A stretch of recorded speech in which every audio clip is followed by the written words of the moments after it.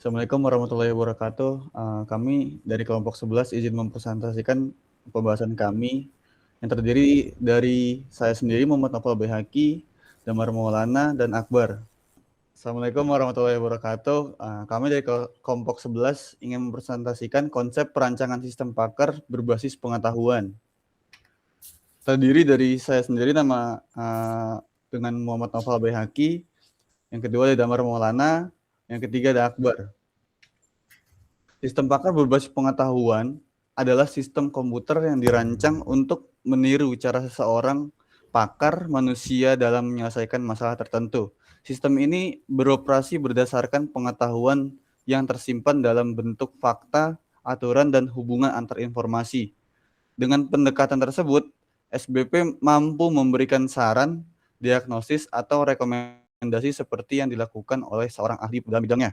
Teknologi ini berkembang sebagai solusi untuk menyediakan akses terhadap keahlian yang terbatas. Dengan SPP, kemampuan pakar dapat dibagikan lebih luas, diakses kapan saja, dan digunakan oleh pengguna yang tidak memiliki pengetahuan mendalam. Karena itu, SBP menjadi salah satu pendekatan penting dalam sistem pendukung keputusan.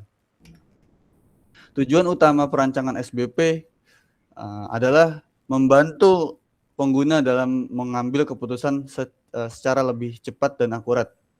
Dengan pengetahuan yang telah dikodifikasi ke dalam sistem, pengguna tidak perlu lagi mencari pakar untuk mendapatkan solusi atas masalah yang kompleks. Selain itu, perancangan SBP juga bertujuan untuk meminimalkan kesalahan manusia dalam proses analisis. Sistem pakar menyediakan proses penalaran yang konsisten dan struktur, sehingga hasil yang diberikan lebih stabil dibandingkan analisis manual yang dapat dipengaruhi faktor subjektif. Contoh, mendukung keputusan secara cepat, mengurangi kesalahan manusia, memudahkan analisis kompleks, menyediakan akses keahlian. Sistem pakar terdiri dari beberapa komponen penting yang saling mendukung. Komponen utama seperti basis pengetahuan dan mesin inferensi berfungsi sebagai otak sistem, yaitu tempat menyimpan informasi dan memproses penalaran. Selain itu, antarmuka pengguna dan fasilitas penjelasan juga berperan besar dalam pengalaman pengguna pengguna. Antarmuka membantu pengguna berinteraksi dengan sistem, sedangkan fasilitas penjelasan memberikan alasan mengapa sistem menghasilkan keputusan tertentu. Selanjutnya dilanjutkan oleh kawan saya, Damar Maulana.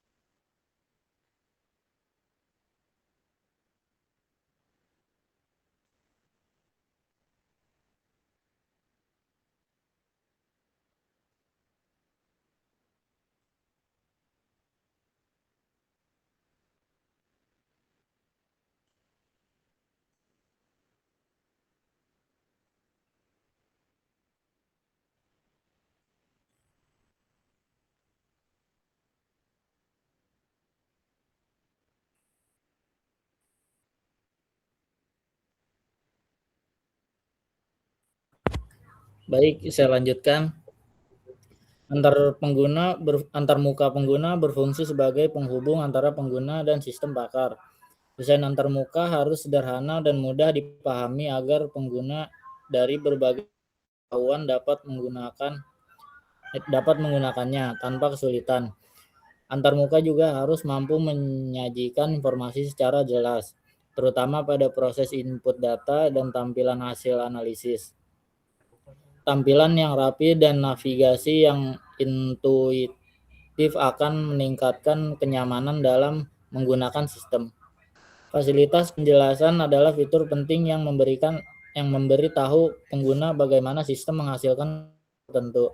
Dengan adanya fitur ini, sistem dapat menjelaskan aturan dan fakta yang digunakan selama penalaran. Fasilitas penjelasan juga membantu meningkatkan tingkat kepercayaan pengguna terhadap sistem.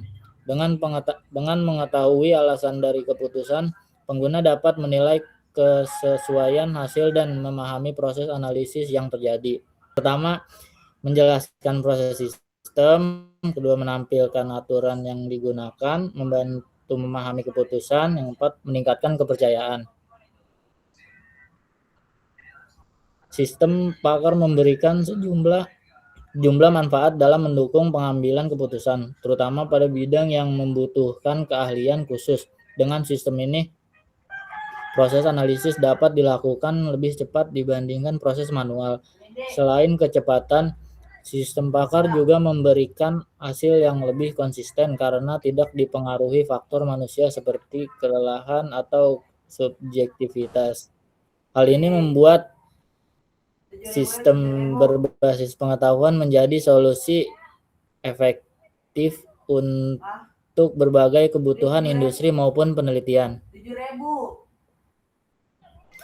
Sekian presentasi dari kelompok kami, kurang lebihnya mohon maaf. Assalamualaikum warahmatullahi wabarakatuh. Waalaikumsalam warahmatullahi wabarakatuh. Terima kasih.